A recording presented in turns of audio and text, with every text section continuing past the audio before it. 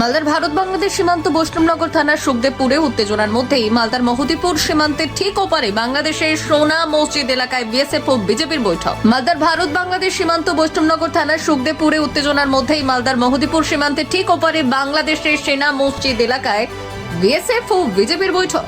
উপস্থিত বিএসএফ এর মালদা সেক্টরের ডিআইজি অরুণ কুমার গৌতম এবং বর্ডার গার্ড বাংলাদেশের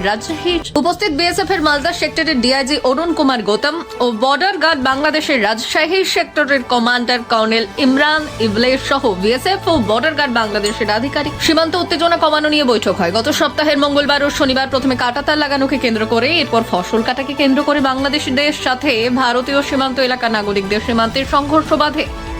সীমান্তে কাঁটাতার নিয়ে প্রত্যেক দিনই উত্তরবঙ্গে অশান্তি হচ্ছে বিএসএফ এর সঙ্গে বাংলাদেশিদের। মালদার পর উত্তেজনায় ছড়িয়েছিল বালুরঘাটের হিলিতে। কাঁটাতারের সীমান্ত নিয়ে অশান্তি ছড়িয়েছিল কোচবিহারের মেখলিগঞ্জে।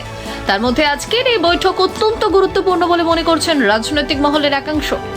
এখন দেখার বিষয়, এই বৈঠকের মাধ্যমে সীমান্তে স্থায়ী শান্তির সমাধান হয় কি না, না হলে বাংলাদেশকে সঠিকভাবে জবাব দিতে তৈরি ভারত। ব্যুরো রিপোর্ট, উত্তরের প্রহরী।